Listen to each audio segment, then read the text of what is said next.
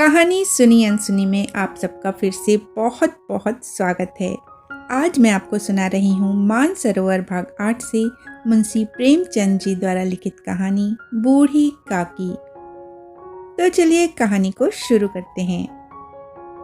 बुढ़ापा बहुधा बचपन का पुनर्आगमन हुआ करता है। बूढ़ी काकी में जिह्वा स्वाद के सिवा और कोई चेष्टा शेष न थी और न अपने कष्टों की ओर आकर्षित करने के लिए रोने के अतिरिक्त कोई दूसरा सहारा ही। समस्त इंद्रियां, नेत्र, हाथ और पैर जवाब दे चुके थे। पृथ्वी पर पड़ी रहती और घर वाले कोई बात उनकी इच्छा के प्रतिकूल करते, भोजन का समय टल जाता या उसका परिमाण पूर्ण न होता अथवा बाजार से कोई वस्तु आती और न मिलती तो ये रोने लगती। उनका रोना सिसकना साधारण रोना न था, वे गला फाड़ फाड़ कर रोती थी। उनके पतिदेव को स्वर्ग सिधारे कालांतर हो चुका था। बेटे तरुण हो होकर चल बसे थे। अब एक भतीजे के अलावा और कोई न था। उसी भतीजे के नाम उन्होंने अपनी सारी संपत्ति लिख दी। भतीजे ने सारी संपत्ति लिखाते समय खूब लंबे चौड़े वादे किए, किंतु वे सब वादे केवल कुली डिपो के दलालों के दिखाए हुए सब्ज़बाग थे। यद्यपि उस संपत्ति की वार्षिक आय 150-200 रुपए से कम न थी, तथापि बूढ़ी काकी को पेट भर भोजन भी कठिनाई से मिलता था। इसमें उनके भतीजे पंडित बुद्धिराम का अपराध था अथवा उनकी अर्धांगिनी श्रीमती रूपा का, इसका निर्णय करना सहज नहीं। बुद्धिराम स्वभाव के सज्जन थे, किंतु उसी समय तक जबकि उनके कोष पर आंच न आए। रूपा स्वभाव से तीव्र थी सही, पर ईश्वर से डरती थी। अतएव बूढ़ी काकी को उसकी तीव्रता उतनी न खलती थी जितनी बुद्धिराम की भलमनसाहट। बुद्धिराम को कभी कभी अपने अत्याचार का खेद होता था। विचारते कि इसी संपत्ति के कारण मैं इस समय भला मानुस बना बैठा हूँ। यदि भौतिक आश्वासन और सुखी सहानुभूति से स्थिति में सुधार हो सकता हो तो उन्हें कदाचित कोई आपत्ति न होती, परंतु विशेष व्यय का भय उनकी सुचेष्टा को दबाए रखता था। यहाँ तक कि यदि द्वार पर कोई भला आदमी बैठा होता और बूढ़ी काकी उस समय अपना राग अलापने लगती तो वह आग हो जाते और घर में आकर उन्हें जोर से डांटते। लड़कों को बुढ़ों से स्वाभाविक द्वेष होता ही है और फिर जब माता पिता का यह रंग देखते तो वे बूढ़ी काकी को और सताया करते। कोई चुटकी काटकर भागता, कोई इन पर पानी की कुल्ली कर देता। काकी चीख मार कर रोती, परंतु यह बात प्रसिद्ध थी कि वह केवल खाने के लिए रोती हैं। अतएव उनके संताप और आर्तनाद पर कोई ध्यान नहीं देता था। हाँ, काकी क्रोधातुर होकर बच्चों को गालियां देने लगती तो रूपा घटना स्थल पर आ पहुंचती। इस भय से काकी अपनी जिह्वा कृपाण का कदाचित ही प्रयोग करती थी। यद्यपि उपद्रव शांति का यह उपाय रोने से कहीं अधिक उपयुक्त था। संपूर्ण परिवार में यदि काकी से किसी को अनुराग था तो वह बुद्धिराम की छोटी लड़की लाडली थी। लाडली अपने दोनों भाइयों के भय से अपने हिस्से की मिठाई चबैना बूढ़ी काकी के पास बैठकर खाया करती थी। यही उसका रक्षागार था। और यद्यपि काकी की शरण उनकी लोलुपता के कारण बहुत महंगी पड़ती थी, तथापि भाइयों के अन्याय से सुरक्षा कहीं सुलभ थी। तो बस यहीं इसी स्वार्थानुकूलता ने उन दोनों में सहानुभूति का आरोपण कर दिया था। रात का समय था। बुद्धिराम के द्वार पर शहनाई बज रही थी और गांव के बच्चों का झुंड विस्मयपूर्ण नेत्रों से गाने का रसास्वादन कर रहा था। चारपाइयों पर मेहमान विश्राम करते हुए नाइयों से मुक्कियां लगवा रहे थे। समीप खड़ा भाट विरुदावली सुना रहा था और कुछ भावज्ञ मेहमानों की वाह वाह पर ऐसा खुश हो रहा था मानो इस वाह वाह का यथार्थ में वही अधिकारी है। दो एक अंग्रेजी पढ़े हुए नवयुवक इन व्यवहारों से उदासीन थे। वे इस गंवार मंडली में बोलना अथवा सम्मिलित होना अपनी प्रतिष्ठा के प्रतिकूल समझते थे। आज बुद्धिराम के बड़े लड़के मुखराम का तिलक आया है, यह उसी का उत्सव है। घर के भीतर स्त्रियां गा रही थीं और रूपा मेहमानों के लिए भोजन में व्यस्त थी। भट्टियों पर कड़ाह चढ़ रहे थे। एक में पूड़ियाँ कचौड़ियाँ निकल रही थीं, दूसरे में अन्य पकवान बनते थे। एक बड़े हंडे में मसालेदार तरकारी पक रही थी। घी और मसाले की शुद्धावर्धक सुगंधी चारों ओर फैली हुई थी। बूढ़ी काकी अपनी कोठरी में शोकमय विचार की भांति बैठी हुई थी। यह स्वाद मिश्रित सुगंधी उन्हें बेचैन कर रही थी। वे मन ही मन विचार कर रही थी, संभवतः मुझे पूड़ियाँ न मिलेंगी। इतनी देर हो गई, कोई भोजन लेकर नहीं आया। मालूम होता है सब लोग भोजन कर चुके हैं। मेरे लिए कुछ न बचा। यह सोचकर उन्हें रोना आया, परंतु अपशकुन के भय से वह रो न सकीं। आहा, कैसी सुगंधी है! अब मुझे कौन पूछता है? जब रोटियों के ही लाले पड़े हैं, तब ऐसे भाग्य कहाँ कि भरपेट पूड़ियाँ मिले। यह विचार कर उन्हें रोना आया। कलेजे में हूक सी उठने लगी, परंतु रूपा के भय से उन्होंने फिर मौन धारण कर लिया। बूढ़ी काकी देर तक इन्हीं दुखदायक विचारों में डूबी रहीं। घी और मसालों की सुगंधी रह रह कर मन को आपे से बाहर किए देती थी। मुंह में पानी भर भर आता था। पूड़ियों का स्वाद स्मरण करके हृदय में गुदगुदी होने लगती थी। किसे पुकारूं? आज लाडली बेटी भी नहीं आई। दोनों छोकरे सदा दिख दिया करते हैं, आज उनका भी कहीं पता नहीं। कुछ मालूम तो होता कि क्या बन रहा है। बूढ़ी काकी की कल्पना में पूड़ियों की तस्वीर नाचने लगी। खूब लाल लाल, फूली फूली, नरम नरम होंगी। रूपा ने भली भांति भोजन किया होगा। कचौड़ियों में अजवाइन और इलायची की महक आ रही होगी। एक पूड़ी मिलती तो जरा हाथ में लेकर देखती। क्यों न चलकर कढ़ा के सामने ही बैठूं। पूड़ियाँ छन छन कर तैयार होंगी। कढ़ा से गरम गरम निकालकर थाल में रखी जाती होंगी। फूल तो हम घर में भी सूंघ सकते हैं, परंतु वाटिका में कुछ और बात होती है। इस प्रकार निर्णय करके बूढ़ी काकी उकड़ू बैठकर हाथों के बल सरकती हुई बड़ी कठिनाई से चौखट से उतरी और धीरे धीरे रेंगती हुई कड़ाह के पास जा बैठी।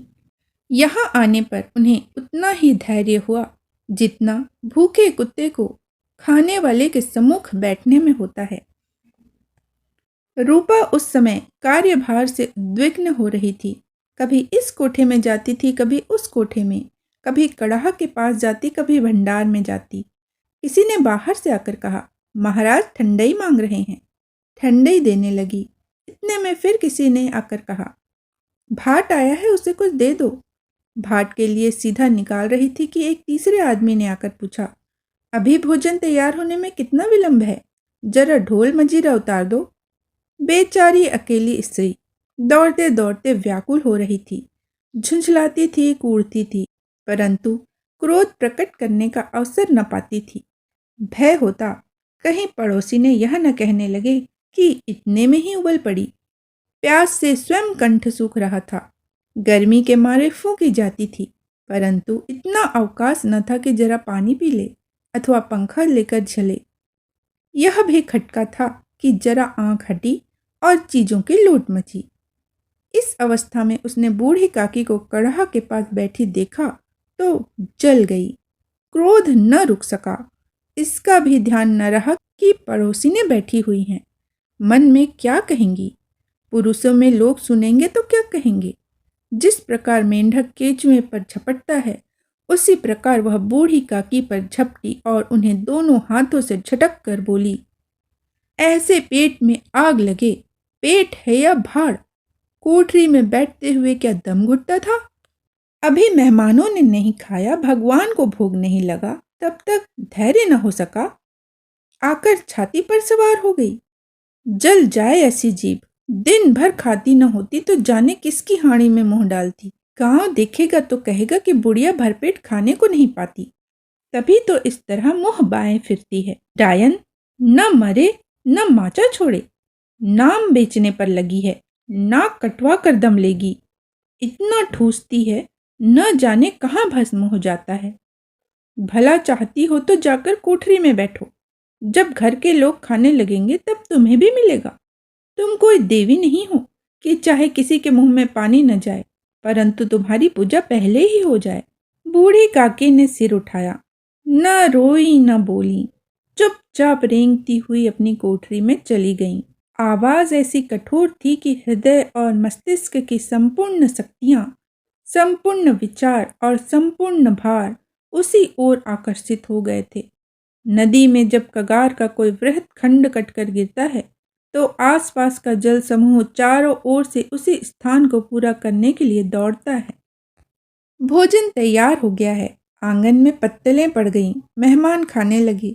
स्त्रियों ने जेवनार गीत गाना आरंभ कर दिया। मेहमानों के नाई और सेवक गण भी उसी मंडली के साथ किंतु कुछ हटकर भोजन करने बैठे थे। परंतु सभ्यता अनुसार जब तक सबके सब खा न चुके कोई उठ नहीं सकता। दो एक मेहमान जो कुछ पढ़े लिखे थे, सेवकों के दीर्घहार पर झुंझला रहे थे। वे इस बंधन को व्यर्थ और बेकार की बात समझते थे। बूढ़ी काकी अपनी कोठरी में जाकर पश्चाताप कर रही थी कि मैं कहाँ से कहाँ आ गई। उन्हें रूपा पर क्रोध नहीं था, अपनी जल्दबाजी पर दुख था। सच ही तो है, जब तक मेहमान लोग भोजन न कर चुकेंगे घर वाले कैसे खाएंगे। मुझसे इतनी देर भी न रहा गया, सबके सामने पानी उतर गया। अब जब तक कोई बुलाने नहीं आएगा न जाऊंगी। मन ही मन इस प्रकार का विचार कर वह बुलाने की प्रतीक्षा करने लगी, परंतु घी की रुचिकर सुवास बड़ी धैर्य परीक्षक प्रतीत हो रही थी। उन्हें एक एक पल एक एक युग के समान मालूम होता था। अब पत्तल बिछ गई होगी, अब मेहमान आ गए होंगे, लोग हाथ पैर धो रहे हैं, नाई पानी दे रहा है, मालूम होता है लोग खाने बैठ गए, जेवनार गाया जा रहा है। यह विचार कर वह मन को बहलाने के लिए लेट गईं। धीरे धीरे एक गीत गुनगुनाने लगीं। उन्हें मालूम हुआ कि मुझे गाते देर हो गई। क्या इतनी देर तक लोग भोजन कर ही रहे होंगे? किसी की आवाज़ सुनाई नहीं देती। अवश्य ही लोग खा पीकर चले गए। कोई मुझे बुलाने नहीं आया है। रूपा चिढ़ गई है, क्या जाने न बुलाए। सोचती हो कि आप ही आवेंगी। वह कोई मेहमान तो नहीं है जो उन्हें बुलाऊं। बूढ़ी काकी चलने को तैयार हुई। यह विश्वास कि 1 मिनट में पूड़ियाँ और मसालेदार तरकारियाँ सामने आएंगी उनकी स्वादेंद्रियों को गुदगुदाने लगा। उन्होंने मन में तरह तरह के मंसूबे बांधे। पहले तरकारी से पूड़ियाँ खाऊंगी, फिर दही और शक्कर से, कचौरियाँ रायते के साथ मज़ेदार मालूम होंगी। चाहे कोई बुरा माने चाहे भला, मैं तो मांग मांग कर खाऊंगी। यही ना, लोग कहेंगे कि इन्हें विचार नहीं। कहा करें, इतने दिन के बाद पूड़ियाँ मिल रही हैं तो मुंह जूठा करके थोड़े ही उठ जाऊंगी। वह उकड़ू बैठकर सरकते हुए आंगन में आईं, परंतु हाय दुर्भाग्य, अभिलाषा ने अपने पुराने स्वभाव के अनुसार समय की मिथ्या कल्पना की थी। मेहमान मंडली अभी बैठी हुई थी। कोई खाकर उंगलियां चाटता था, कोई तिरछे नेत्रों से देखता था कि और लोग अभी खा रहे हैं या नहीं। कोई इस चिंता में था कि पत्तल पर पूड़ियाँ छूटी जाती हैं, किसी तरह इन्हें भीतर रख लेता। कोई दही खाकर चटकाता था, परंतु दूसरा दोना मांगते संकोच करता था कि इतने में बूढ़ी काकी रेंगती हुई उनके बीच में आ पहुंची। कई आदमी चौंक कर उठ खड़े हुए, पुकारने लगे, अरे यह कौन बुढ़िया है, यहाँ कहाँ से आ गई? देखो किसी को छू न दे। पंडित बुद्धिराम काकी को देखते ही क्रोध से तिलमिला गए। पूड़ियों का थाल लिए खड़े थे। थाल को जमीन पर पटक दिया और जिस प्रकार निर्दयी महाजन अपने किसी बेईमान और भगोड़े कर्जदार को देखते ही उसका टेंटुआ पकड़ लेता है, उसी तरह लपक कर उन्होंने काकी के दोनों हाथ पकड़े और घसीटते हुए लाकर उन्हें अंधेरी कोठरी में थम से पटक दिया। आशा रूपी वाटिका लू के एक झोंके में विनष्ट हो गई। मेहमानों ने भोजन किया, घर वालों ने भोजन किया, बाजे वाले धोबी चमार भी भोजन कर चुके, परंतु बूढ़ी काकी को किसी ने न पूछा। बुद्धिराम और रूपा दोनों ही बूढ़ी काकी को उनकी निर्लज्जता के लिए दंड देने का निश्चय कर चुके थे। उनके बुढ़ापे पर, दीनता पर, हत्यान पर किसी को करुणा न आई थी। अकेली लाडली उनके लिए कुढ़ रही थी।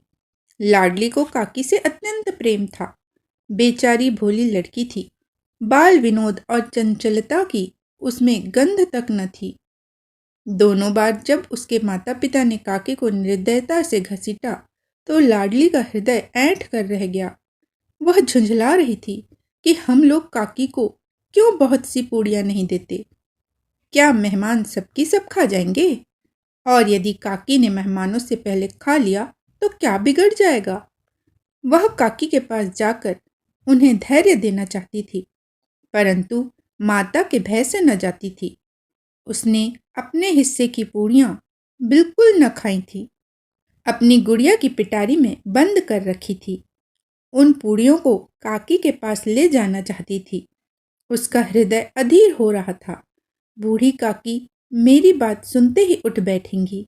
पूड़ियाँ देखकर कैसे प्रसन्न हो जाएंगी, मुझे खूब प्यार करेंगी। रात को 11 बज गए थे। रूपा आंगन में पड़ी सो रही थी। लाडली की आंखों में नींद न आती थी।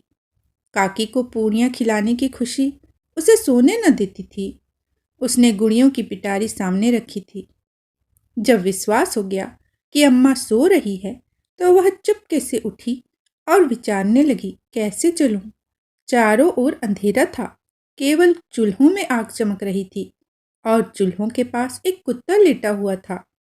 लाडली की दृष्टि सामने वाले नीम पर गई। उसे मालूम हुआ कि उस पर हनुमान जी बैठे हुए हैं। उनकी पूंछ, उनकी गदा वह स्पष्ट दिखलाई दे रही है। मारे भय के उसने आंखें बंद कर ली। इतने में कुत्ता उठ बैठा। लाडली को ढांढस हुआ। कई सोए हुए मनुष्यों के बदले एक भागता हुआ कुत्ता उसके लिए अधिक धैर्य का कारण हुआ। उसने पिटारी उठाई और बूढ़ी काकी की कोठरी की ओर चली। बूढ़ी काकी को केवल इतना स्मरण था कि किसी ने मेरे हाथ पकड़कर घसीटे। फिर ऐसा मालूम हुआ कि जैसे कोई पहाड़ पर उड़ाए लिए जाता है। उनके पैर बार बार पत्थरों से टकराए। तब किसी ने उन्हें पहाड़ पर से पटका और वे मूर्छित हो गईं।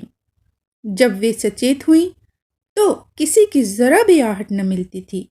समझी कि सब लोग खा पीकर सो गए और उनके साथ मेरी तकदीर भी सो गई। रात कैसे कटेगी? राम, क्या खाऊं? पेट में अग्नि धधक रही है। किसी ने मेरी सुधि न ली।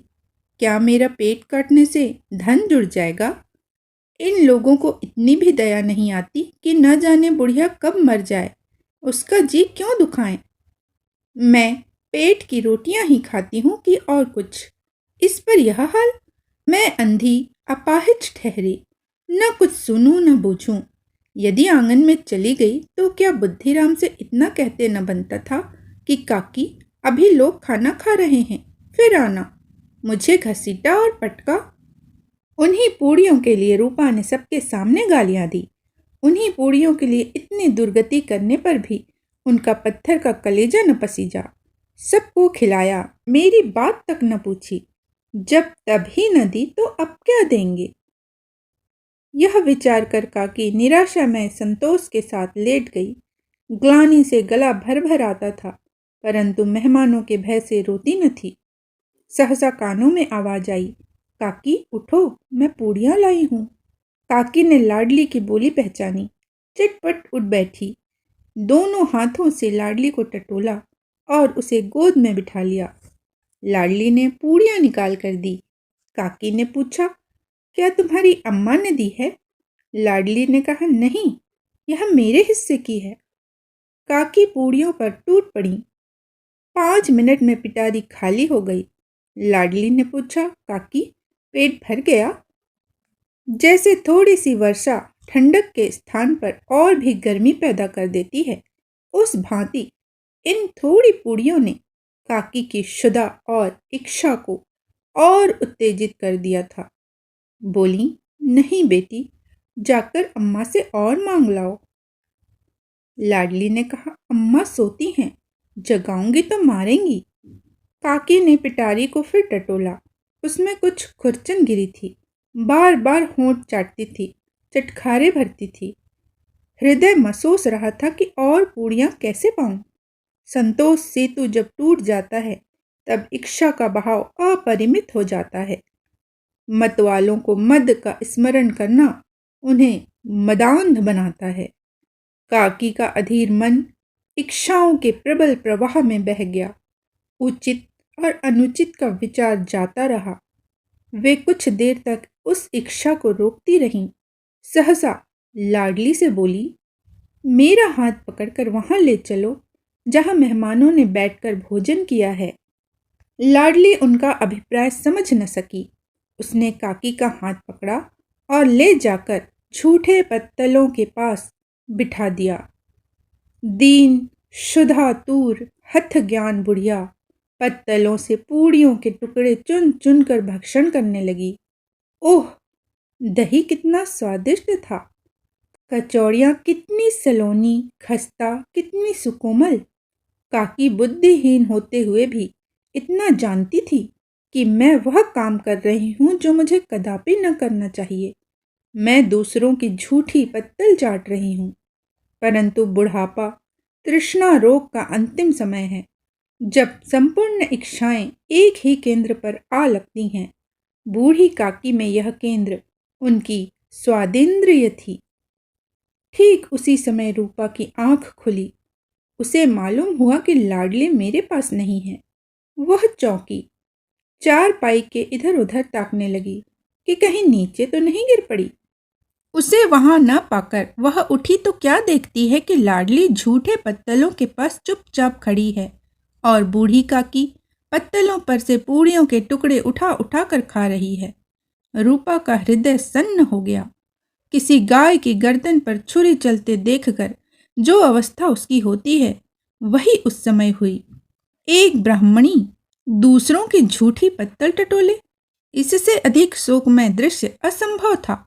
पूड़ियों के कुछ ग्रासों के लिए उसकी चचेरी सास ऐसा निष्कृष्ट कर्म कर रही है। यह वह दृश्य था जिसे देखकर देखने वालों के हृदय कांप उठते हैं। ऐसा प्रतीत होता है मानो जमीन रुक गई, आसमान चक्कर खा रहा है, संसार पर कोई आपत्ति आने वाली है। रूपा को क्रोध न आया। शोक के सम्मुख क्रोध कहाँ, करुणा और भय से उसकी आंखें भर आई। इस अधर्म का भागी कौन है? उसने सच्चे हृदय से गगन मंडल की ओर हाथ उठाकर कहा, परमात्मा, मेरे बच्चों पर दया करो। इस अधर्म का दंड मुझे मत दो, नहीं तो मेरा सत्यानाश हो जाएगा। रूपा को अपनी स्वार्थपरता और अन्याय इस प्रकार प्रत्यक्ष रूप में कभी न दिख पड़े थे। वह सोचने लगी, हाय, कितनी निर्दयी हूँ। जिसकी संपत्ति से मुझे 200 रुपया आय हो रही है, उसकी यह दुर्गति, और मेरे कारण। हे दयामय भगवान, मुझसे बड़ी भारी चूक हुई है, मुझे क्षमा करो। आज मेरे बेटे का तिलक था। सैकड़ों मनुष्य ने भोजन पाया। मैं उनके इशारों की दासी बनी रही। अपने नाम के लिए सैकड़ों रुपए व्यय कर दिए, किंतु जिसकी बदौलत हजारों रुपए खाए, उसे इस उत्सव में भी भरपेट भोजन न दे सकी। केवल इसी कारण तो वह वृद्धा असहाय है। रूपा ने दिया जलाया, अपने भंडार का द्वार खोला और एक थाली में संपूर्ण सामग्रियां सजाकर बूढ़ी काकी की ओर चली। आधी रात जा चुकी थी। आकाश पर तारों के थाल सजे हुए थे और उन पर बैठे हुए देवगण स्वर्गीय पदार्थ सजा रहे थे, परंतु उनमें किसी को वह परमानंद प्राप्त न हो सकता था जो बूढ़ी काकी को अपने सम्मुख थाल देखकर प्राप्त हुआ था। रूपा ने कंठारुद्ध स्वर में कहा, काकी, उठो, भोजन कर लो। मुझसे आज बड़ी भूल हुई, उसका बुरा न मानना। परमात्मा से प्रार्थना कर दो कि वह मेरा अपराध क्षमा कर दे। भोले भाले बच्चों की भांति जो मिठाइयाँ पाकर मार और तिरस्कार सब भूल जाता है, बूढ़ी काकी वैसे ही सब भुलाकर बैठी हुई खाना खा रही थी। उनके एक एक रोए से सच्ची सदिक्षाएं निकल रही थीं और रूपा बैठी स्वर्गीय दृश्य का आनंद लेने में निमग्न थी। अभी आप सुन रहे थे मानसरोवर भाग 8 से मुंशी प्रेमचंद जी द्वारा लिखी कहानी बूढ़ी काकी। इसी तरह की अच्छी अच्छी कहानियाँ सुनने के लिए कहानी सुनी अनसुनी के साथ बने रहिएगा। फिर मिलते हैं एक नई कहानी के साथ। जय हिंद, जय भारत।